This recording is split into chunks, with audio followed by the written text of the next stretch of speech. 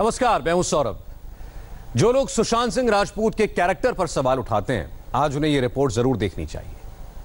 हम आपको अभी एक वीडियो दिखाने वाले हैं। इसे देखकर आप समझ जाएंगे कि सुशांत क्या सोचते थे, सुशांत क्या प्लान करते थे, सुशांत का मिशन क्या था। सुशांत आज दुनिया में नहीं है, लेकिन वो कैसी दुनिया बनाना चाहते थे, यह बात है इस वीडियो में। अगर सुशांत आज जिंदा होते तो उनका यह प्लान सक्सेसफुल भी होता। देखिए ये एक्सक्लूसिव वीडियो रिपोर्ट और बहुत सी बातें जानेंगे आप। कुछ बड़ा करने वाले थे। बनाया जिस चीज़ों को एक्सप्लोर करेंगे उसमें से ये है कि हम नए एंटरप्रेन्योर्स को बढ़ावा देंगे, स्कॉलरशिप भी देंगे एजुकेशन सिस्टम में जाके। सुशांत सिनेमा से आगे सोच रहे थे। दिस एक्चुअली इज इस समय ये बहुत ही अच्छा है, सरकार खुद इसे करने जा रही है। सुशांत के प्लान बहुत बड़े थे और सुशांत ने अपने प्लान को पूरा करने की स्ट्रेटजी भी बना ली थी। But I'm specifically मेरी इसमें बहुत दिलचस्पी है। इस आइडिया से मेरी भावना जुड़ी है। in this particular idea. Sushant सिर्फ एक्टर नहीं थे, सुशांत विजनरी स्टार थे। सबूत आपकी टीवी स्क्रीन पर है।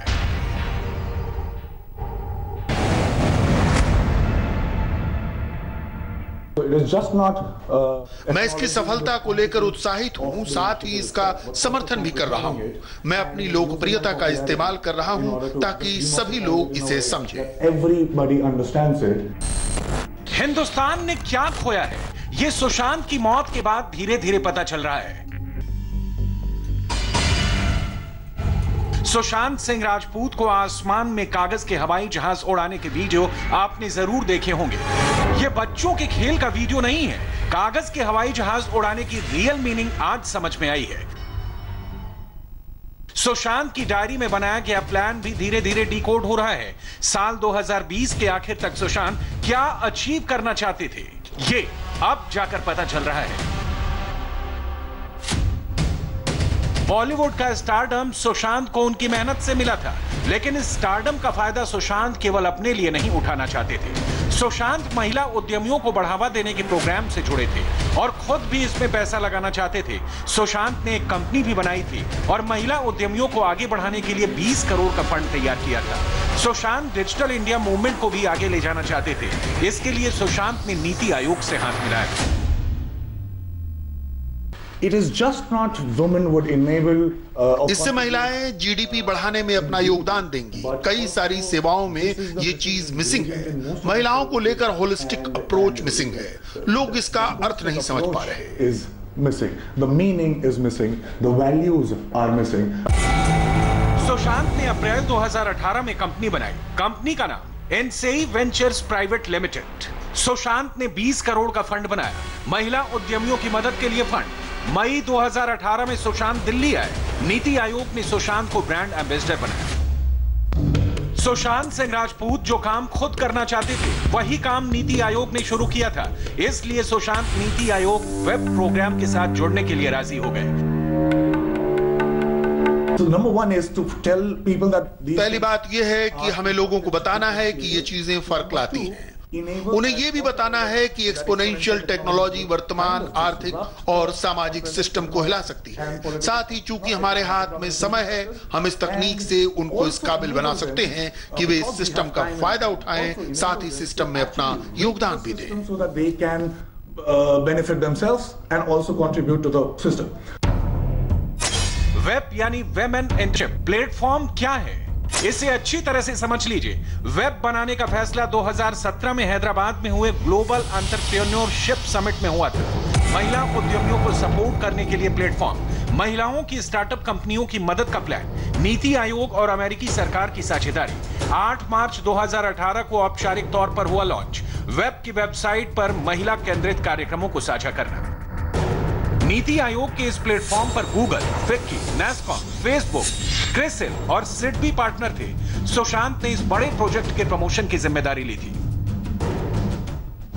सुशांत सिंह राजपूत सिर्फ फिल्मी दुनिया तक सीमित नहीं थे। अलग अलग तरीके के उनके कई ख्वाब थे, बड़े बड़े प्लान थे और उसके हिसाब से उन्होंने फंडिंग की व्यवस्था भी कर रखी थी। मई 2018 की बात है, सुशांत दिल्ली आए हुए थे। दिल्ली आने के बाद उन्हें पता चला नीति आयोग के एक प्लेटफॉर्म के बारे में। सुशांत अपने एक दोस्त वरुण माथुर को लेकर नीति आयोग पहुंचे और अधिकारियों के साथ बहुत विस्तार में अपने प्लान के बारे में बातचीत की थी। ये उन दिनों की बात है जब सुशांत की लाइफ में रिया चक्रवर्ती की एंट्री नहीं हुई थी, जब सुशांत को चाय और कॉफी में मिलाकर ड्रग्स नहीं दिया जाता था, जब सुशांत अपने प्लान को डायरी में लिखा करते थे, व्हाइट बोर्ड पर डेली रूटीन बनाते थे और प्लान को समय से कैसे पूरा करना है इसकी स्ट्रेटजी तैयार करते थे। सुशांत अपने समय से आगे सोचने वाले स्टार थे, लेकिन रिया और उनकी ड्रग्स मंडली ने सुशांत को अंधेरे कुएं में धकेल दिया, जहां से सुशांत कभी नहीं निकल पाया। और बॉलीवुड से एक और बड़ी खबर है। बॉलीवुड की एक बहुत बड़ी हीरोइन का नाम ड्रग चैट में आ रहा है। डी अक्षर से शुरू होने वाले नाम की हीरोइन का नाम ड्रग्स चैट में के नाम की एक मैनेजर से हो रहा है। और आज दिन भर इस ड्रग चैट की चर्चा थी। कहा जा रहा था कि ये दो हीरोइंस की चैट है, लेकिन हम आपको अब क्लियर कर दें कि ये डी और के इस चैट में डी एक टॉप हीरोइन है और के दरअसल एक मैनेजर हैं। तो ये अल्फाबेट्स जो हैं ये नामों को बताते हैं, और डी नाम से जो चैट हो रही है वो एक हीरोइन है और जो के नाम है वो एक मैनेजर है। इन दोनों के बीच ड्रग्स को लेकर बातचीत हो रही है। वो क्या बातचीत है वो मैं आपको दिखाता हूं अभी। देखिए, अब ये जो हीरोइन है पूछ रही है मैनेजर से, क्या तुम्हारे पास माल है? सामने से जवाब आता है, हाँ घर पर है, लेकिन मैं बांद्रा में हूं, लेकिन तुम्हें चाहिए तो मैं अमित को बोल सकती हूं। फिर ये जो हीरोइन है कहती है, हाँ प्लीज। आप समझिए, बॉलीवुड की एक हीरोइन और एक मैनेजर के बीच बातचीत हो रही है। फिर मैनेजर कहती है अमित के पास है। अब एक तीसरे शख्स का नाम लिया जा रहा है इस बीच में। फिर ये हीरोइन कहती है हैश है ना, वीड नहीं चाहिए। अब किस वैरायटी का ड्रग चाहिए, कौन सा ड्रग चाहिए स्पेसिफिकली, वो भी बात हो रही है। तुम कितने बजे कोको पहुंच रही हो? जवाब आता है 11:30-12 बजे के करीब। मिलने की जगह डिसाइड हो रही है। शाल वहां कब तक है? एक और नाम आया, मेरे ख्याल से 11:30 बजे तक, क्योंकि उसके बाद फिर आप देख रहे हैं इस चार्ट में ये पूछा जा रहा है क्या तुम्हारे पास माल है? माल यानी कि ड्रग साफ है। हमारे साथ अभय पराशर इस वक्त जुड़ रहे हैं। अभय, एक के बाद एक कई नाम, कई एब्रिविएशंस, अल्फाबेट्स में, अक्षरों में नाम छिपे हुए हैं, और इतनी बात तो साफ है कि ये सब बॉलीवुड से जुड़े हुए हैं। क्या पता चला है इस नई चैट के बारे में? देखिए बिल्कुल सौरभ, एक के बाद एक इसके अंदर बड़े नाम आ रहे हैं, और इस बार भी ये जो चैट निकलकर सामने आई है सौरभ, ये बताया जा रहा है कि ये जो चैट है, जो जया साहा है जिनसे पूछताछ की है आज एनसीबी ने, ये चैट जो है ईडी ने रिट्रीव की थी, जिसे बाकी की एजेंसियों से शेयर किया था। और इस चैट के अंदर दो अहम नाम है। असल में ये बताया जा रहा है, जो हमारे सोर्सेस हैं, कि जया साहा का कोई व्हाट्सएप ग्रुप था और इसके अंदर दो अहम नाम है। एक का नाम है डी से उनका नाम शुरुआत होता है। ये सूत्र बता उनके नाम के बारे में, क्योंकि अभी इन्वेस्टिगेशन चल रही है, उनका नाम लेना भी ठीक नहीं है। एक का नाम है डी और एक का नाम है के। जो के है, मैं आपको बता दूं सौरभ, ये के कोई बड़ी एक्ट्रेस नहीं है। ये बताया जा रहा है कि जो के है ये एक जो जया है, जया हम ये कह सकते हैं, क्योंकि इन्वेस्टिगेशन अभी चल रही है, जया की एक एसोसिएट है जो कि जया से के साथ काम करती है। उनकी टैलेंट की जो कंपनी है उसके अंदर ये काम करती है, उनका नाम के है। इनकी आपस के अंदर ये जो चैट जो निकलकर सामने आई है, इसमें डी जो है वो के से बोलते हैं कि यू हैव माल, और उसके बाद रिप्लाई आता है मेरे पास है लेकिन मैं बांद्रा में हूं, मेरे घर पर है। इसके बाद के की तरफ से लिखा जाता है कि क्या मैं अमित से के से, जो के है वो ये जवाब देता है डी को कि क्या मैं अमित से मांगूं अगर तुम चाहो तो। उसके बाद डी जो है वो जवाब देता है कि यस प्लीज, आप प्लीज पता करो। फिर के लिखता है कि जो के नाम का जो एक शख्स है जिनकी हम बात कर रहे हैं, ये भी एक महिला है, इतना मैं क्लियर कर दूं। के जो है फिर वो ये जवाब देती है कि Amit has, he is carrying it, Amit के पास ये माल है, वो अपने पास उन्होंने रखा हुआ है। फिर जवाब आता है डी की तरफ से हैश ना। हैश एक ड्रग्स है जिसका नाम लगातार इस पूरी ड्रग मंडली में सामने आ चुका है कि ये डी जो पूछता है कि हैश ना। इसके बाद दोबारा डी लिखता है कि नॉट वीड, ये वीड नहीं है, क्या ये हैश है? फिर के जवाब देता है what time are you coming to Coco. इस तरह की जो चैट है ये पूरी निकलकर सामने आई है, जिसमें एंड में के लिखता है कि I think she said 11:30 because she needs to at the other place at 12। मतलब ये जो चैट है सौरभ, ये बेहद अहम है, और ये हम आपको बता दें कि ये चैट जो है इन्वेस्टिगेशन में बेहद अहम होने वाली है, क्योंकि कल क्योंकि कल जो एनसीबी का दफ्तर है, एसआईटी की टीम जहां पर पूछताछ करेगी, वहां पे श्रुति मोदी से पूछताछ करेगी, जया शाह से पूछताछ करेगी, और तीसरा एक जो नाम है उनसे भी वहां पे पूछताछ की जाएगी। ये वही नाम है, के नाम, जिसका हम लगातार जिक्र कर रहे हैं, क्योंकि ये पूरा इन्वॉल्वमेंट जो पूरा ड्रग नेक्सस है, इसमें बहुत बड़े बड़े नाम सामने आ रहे हैं सौरभ। लेकिन इन्वेस्टिगेशन जैसे जैसे आगे बढ़ेगी, उसी हिसाब से जब कोई डॉक्यूमेंट और तमाम चीजें जब हमारे हाथ लगेंगी, तो हम तमाम नामों का खुलासा बहुत जल्द करेंगे। लेकिन ये जो चैट है डी और के, हमारे सूत्रों ने कंफर्म की है कि ये चैट है, ये चैट ईडी के पास है और बाकी की जांच एजेंसियों से भी इन्हें शेयर किया गया है। चलिए ठीक है, तो एक के बाद एक आप देखें, रोजाना कोई नया नाम सामने आता है। अब ये कोर्ट्स में नाम सामने आ रहे हैं, पूरे खुल करके इनकी जो पहचान है वो उजागर नहीं की जा रही है। अभी जो डी और के है, इसको लेकर दिन में आज एक असमंजस की स्थिति बनी हुई थी, वो हम क्लियर कर देते हैं। पहले ये समझा जा रहा था कि ये जो के नाम से महिला जो चैट कर रही है, अभी ने आपको बताया कि ये महिला ही है कोई, तो माना जा रहा था कि ये कोई हेरोइन है, एक्ट्रेस है और शायद 90 के दशक की बड़ी नामचीन प्रख्यात अभिनेत्री हैं। लेकिन अब ऐसा नहीं है, पता ये चला है कि ये खुद एक मैनेजर हैं और जैसा आप बता रहे थे, ये जया शाह के साथ काम करने वाली कोई महिला है। बड़ी बात यह है कि अब इस के नाम की महिला को, इनका असली नाम जो भी हो, इनको भी अब नारकोटिक्स कंट्रोल ब्यूरो ने पूछताछ के लिए कल बुलाया है। डी और के बीच ड्रग्स चैट की डिटेल आपने देखी। डी आज की तीसरी हीरोइन है जिनका सुशांत सिंह राजपूत केस पे नाम आया है। इस ड्रग गैंग का नेटवर्क बढ़ता जा रहा है। अब तक इसमें 3 हीरोइंस के नाम थे, आज इसमें 3 और हीरोइंस के नाम जुड़ गए। कुछ और एक्ट्रेसेस भी एनसीबी की रडार पर हैं।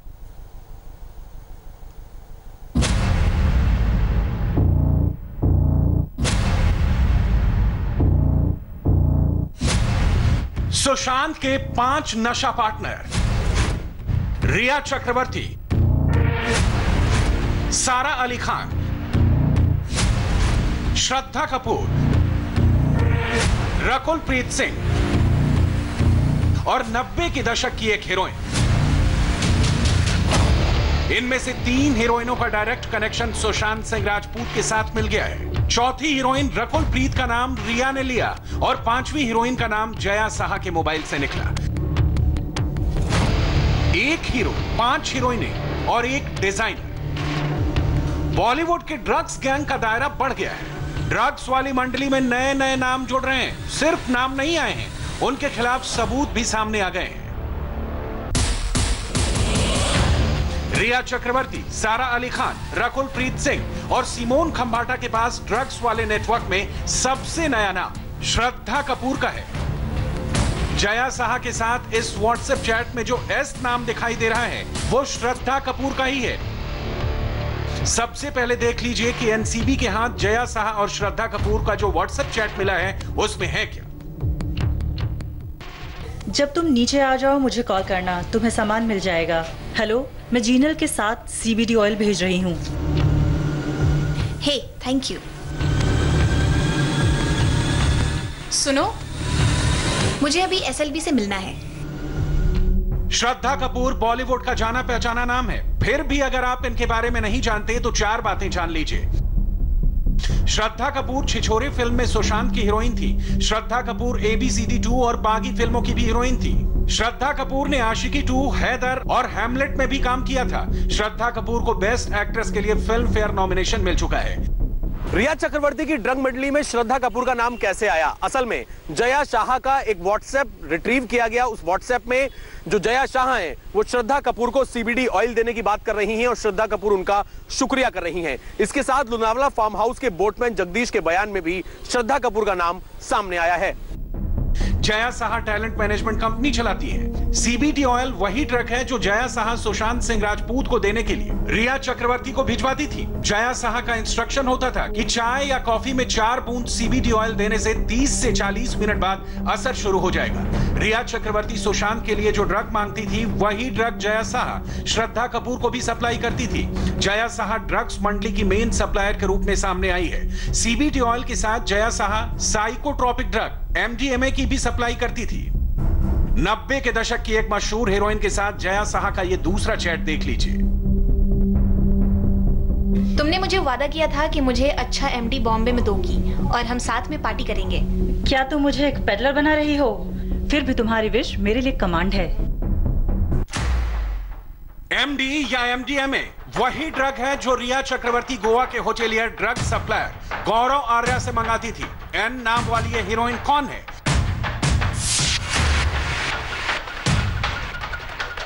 जया साहा ने इस हीरोइन की विश को कमांड मानकर इसके लिए एमडी ड्रग भेजा या नहीं, इसकी जांच हो रही है। इस हीरोइन का नाम हम अभी नहीं बता रहे क्योंकि एनसीबी अभी उसकी पहचान को वेरीफाई कर रही है। इस पूरे ड्रग रैकेट में एमडीएमए का नाम 2 बार सामने आ चुका है। एक बार रिया चक्रवर्ती की चैट में भी एमडीएमए का जिक्र हुआ था। यह भी साफ हुआ है कि न केवल रिया चक्रवर्ती समेत अब तक जितने लोगों के नाम सामने आए हैं वो इस ड्रग का इस्तेमाल करते थे। इस ड्रग के मायने क्या हैं? ये ड्रग बेहद प्रोहिबिटेड ड्रग है और ये बहुत महंगा आता है। और आज की दुनिया में अगर हम ड्रग्स की दुनिया की बात करें तो ड्रग्स की दुनिया में एमडीएमए का बहुत बोलबाला है, क्योंकि जितने पुराने ड्रग हैं उनके मुकाबले इसकी क्वालिटी काफी ज्यादा हाई मानी जाती है और इंटरनेशनल मार्केट में इसकी कॉस्ट भी बहुत ज्यादा होती है। लौटते हैं श्रद्धा कपूर की ओर। सुशांत सिंह राजपूत केस में श्रद्धा कपूर का नाम पहली बार नहीं आया है। श्रद्धा कपूर सुशांत सिंह राजपूत की हीरोइन रह चुकी हैं। सुशांत सिंह की आखिरी रिलीज हुई फिल्म छिछोरे में श्रद्धा ही उनके अपोजिट थी।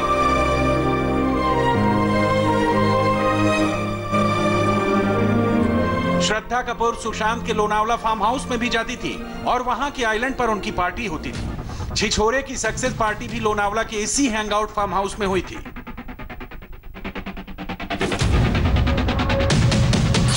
छिछोरे की सक्सेस पार्टी में 40,000 का खर्च हुआ। सुशांत सिंह राजपूत ने अपने अकाउंट से पेमेंट किया। इसी हैंगआउट फार्म हाउस में सारा अली खान ने ड्रग्स वाली पार्टी की। इसी फार्म हाउस में रिया चक्रवर्ती ने ड्रग्स वाली पार्टी की। और अब जो नए सबूत मिल रहे हैं उससे लगता है कि श्रद्धा कपूर ने भी यहां ड्रग्स लिया। सुशांत और उनके मेहमानों को फार्म हाउस से आइलैंड ले जाने वाले बोटमैन जगदीश ने भी इस बात की तस्दीक की है कि श्रद्धा कपूर आइलैंड वाली पार्टी में सुशांत की मेहमान बनी थी। सुशांत सिंह राजपूत केस से श्रद्धा कपूर का कनेक्शन ड्रग्स से आगे का है। सुशांत की मौत के अगले दिन जब रिया चक्रवर्ती सुशांत की अंतिम क्रिया के लिए विले पार्ले शमशान भूमि जाने वाली थी, तब रिया ने श्रद्धा कपूर को फोन मिलाया था। रिया के फोन कॉल्स की कंप्लीट सीडीआर हमने देखी।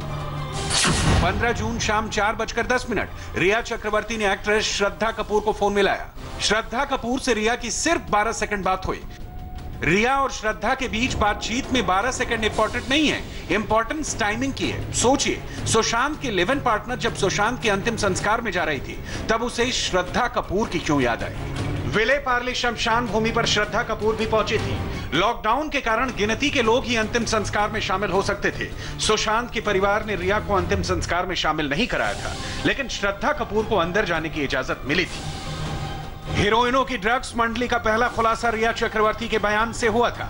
एनसीबी को रिया ने 15 पन्ने का लिखित बयान दिया था। उसी बयान के बाद सारा अली खान, रकुल प्रीत सिंह और सिमोन खंबाटा जांच के घेरे में आए। अब श्रद्धा कपूर का नया नाम आया है। जया साहा एनसीबी और एसआईटी के रडार पर है।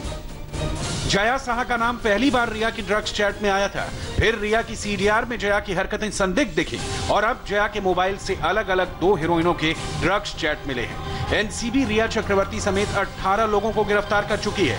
रिया ड्रग्स मंडली की एकमात्र हीरोइन है जो जेल की सलाखों के पीछे है। जांच आगे बढ़ेगी तो दूसरी हीरोइनें भी जेल जा सकती हैं।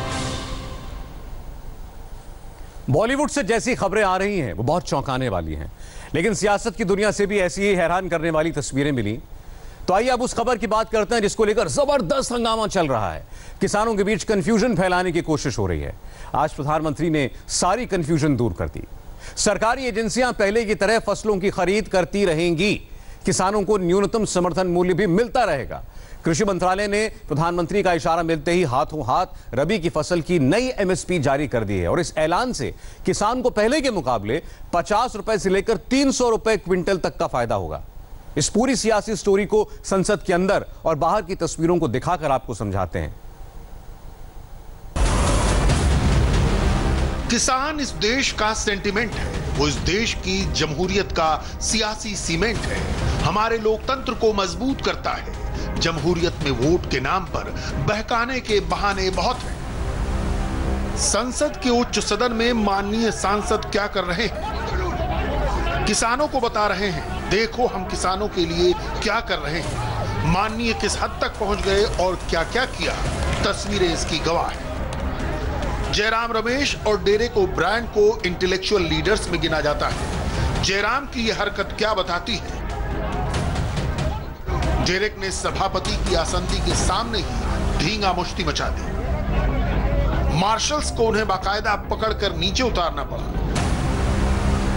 कोरोना काल में संसद के उच्च सदन में किसान के नाम पर मची इस गदर से सरकारी मशीनरी सन्न है। मगर देश के अन्नदाता को देश के प्रधान सेवक का 24 कैरेट खरा आश्वासन है। सरकार अन्नदाता को लेकर न बेपरवाह है न लापरवाह है। पीएम मोदी ने कंफ्यूजन क्लियर कर दी। किसान को जो मिलता रहा वो मिलता रहेगा, कुछ भी छीना नहीं जाएगा। मैं देश के प्रत्येक किसान को इस बात का भरोसा देता हूं कि एमएसपी की व्यवस्था जैसे पहले चलती आ रही थी वैसे ही चलती रहने वाली है। इसी तरह हर सीजन में सरकारी खरीद के लिए जिस तरह अभियान चलाया जाता है वो भी पहले की तरह चलते रहेंगे। रविवार को विपक्ष ने राज्यसभा में हद कर दी। सभ्य तरीके से प्रतिरोध और विरोध लोकतंत्र का हिस्सा है, मगर राज्यसभा से जो तस्वीरें सामने आई वो शर्मनाक थी।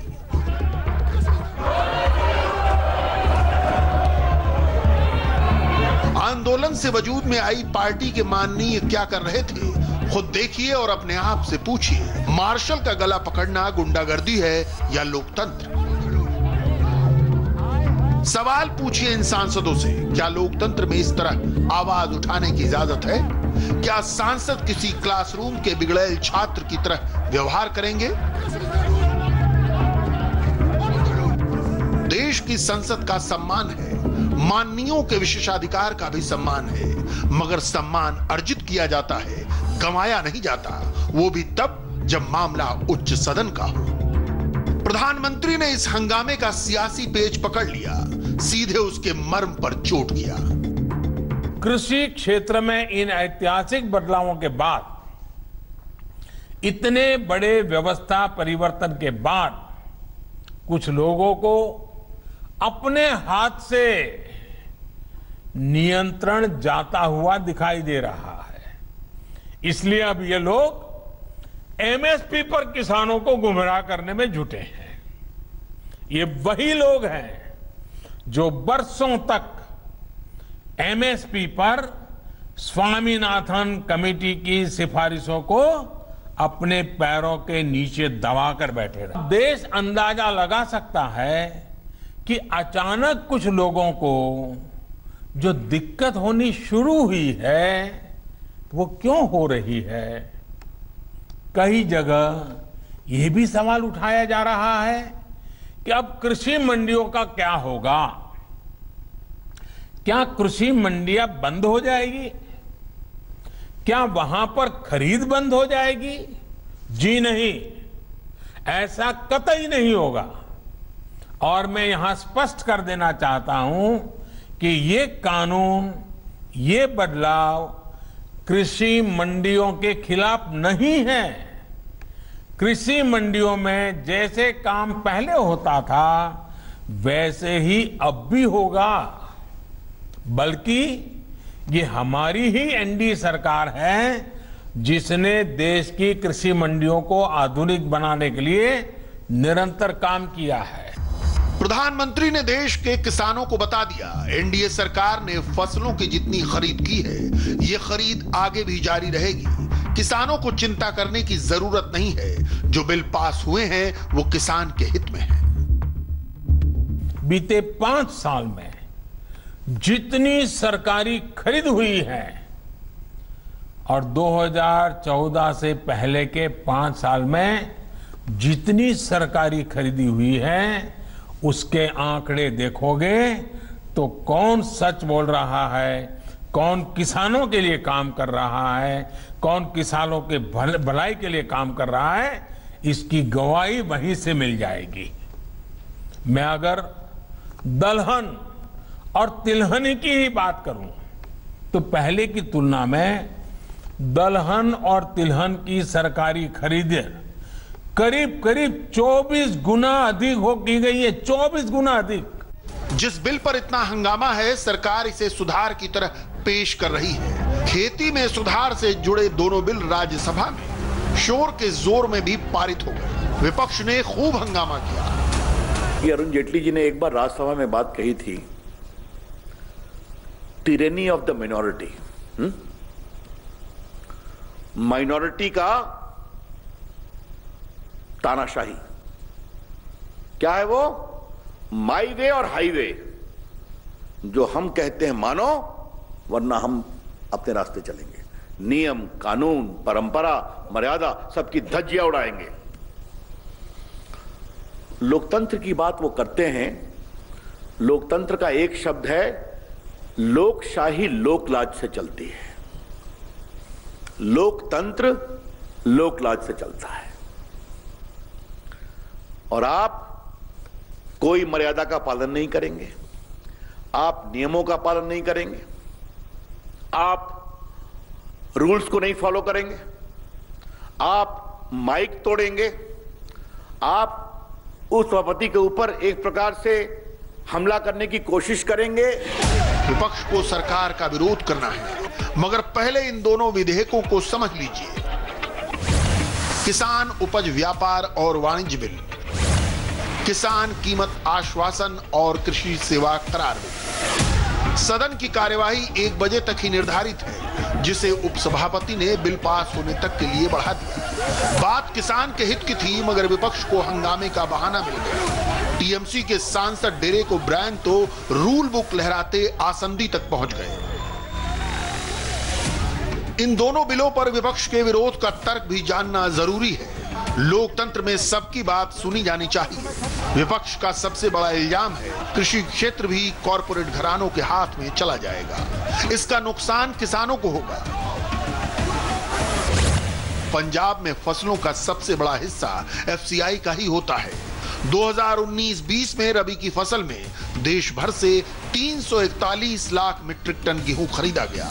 इसमें से 130 लाख मीट्रिक टन गेहूं की आपूर्ति पंजाब ने की थी। किसानों को समझाया जा रहा है कि एफसीआई अब राज्य की मंडियों से खरीद नहीं कर पाएगा। एजेंटों और आढ़तियों को 2.5% के कमीशन का घाटा होगा। राज्य भी अपना 6% कमीशन खो देंगे, जो एजेंसियों की खरीद पर लगता रहा है। इन्हीं तर्कों को आधार बनाकर पंजाब में सरकार की साथी अकाली दल की सांसद हरसिमरत कौर ने मंत्रिमंडल से इस्तीफा दे दिया।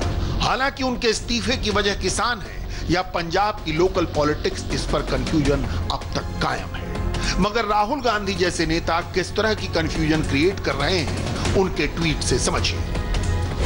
मोदी सरकार के कृषि विरोधी काले कानून से किसानों को किसान मार्केट खत्म होने पर एमएसपी कैसे मिलेगा? एमएसपी की गारंटी क्यों नहीं? मोदी जी किसानों को पूंजीपतियों का गुलाम बना रहे हैं, जिसे देश कभी सफल नहीं होने देगा। कांग्रेस पार्टी ने, भारतीय राष्ट्रीय कांग्रेस ने 73 सालों में व्यवस्था पैदा की थी। उस व्यवस्था के 3 अंग हैं। पहला है किसान को न्यूनतम समर्थन मूल्य, दूसरा है कृषि उपज खरीद प्रणाली और तीसरा है राशन की दुकान पर गरीब को राशन देना। मोदी जी ने इन 3 काले कानूनों से केवल किसान और खेत मजदूर पर नहीं, इस देश के एससी, एसटी, ओबीसी वर्गों पर हमला बोला है। उनकी रोजी रोटी पर हमला बोला है, देश के गरीब पर हमला बोला है, उनके पेट पर हमला बोला है, उनकी थाली पर हमला बोला है। और कांग्रेस एक कतरा खून का बहाकर, जिसने हमेशा देश के लिए कुर्बानी दी है, इस देश के 130 करोड़ लोगों के लिए संघर्ष करेगी।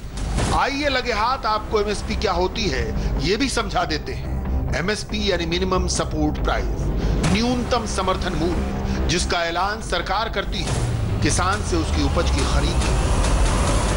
न्यूनतम समर्थन मूल्य पर सरकार किसानों से पूरा अनाज खरीदने के लिए तैयार रहती है। जब बाजार में अनाज का दाम गिर रहा हो, सरकार एमएसपी पर किसानों से खरीद करती है। न्यूनतम समर्थन मूल्य की घोषणा सरकार 2 बार रबी और खरीफ के मौसम में करती है। एमएसपी का फायदा यह है कि इससे किसान को न्यूनतम मूल्य मिलने की गारंटी होती है। प्रधानमंत्री ने किसानों के दिल की कंफ्यूजन क्लियर कर दी है। उनके आश्वासन के कुछ ही देर बाद कैबिनेट ऑर्डर जारी कर सरकार ने रबी की फसल का एमएसपी ऐलान कर दिया। एमएसपी में 50 रुपए से 300 रुपए प्रति क्विंटल तक की वृद्धि की गई है। लोकसभा में केंद्रीय कृषि मंत्री नरेंद्र सिंह तोमर ने इसका ऐलान किया। एफसीआई और अन्य सरकारी एजेंसियां एमएसपी पर ही खरीद करेंगी। अगर किसान देखना है और इन विधेयकों में किसान का हित देखना है तो मेरे मित्रों, राजनीति का चश्मा उतारकर किसान का चश्मा लगा लो तो किसान का हित इसमें दिखाई देगा। बहुत बहुत धन्यवाद। अब विपक्ष को अपनी कंफ्यूजन दूर करने में, किसानों को बहकाने से काम नहीं चलेगा, अपनी सियासत दुरुस्त करनी।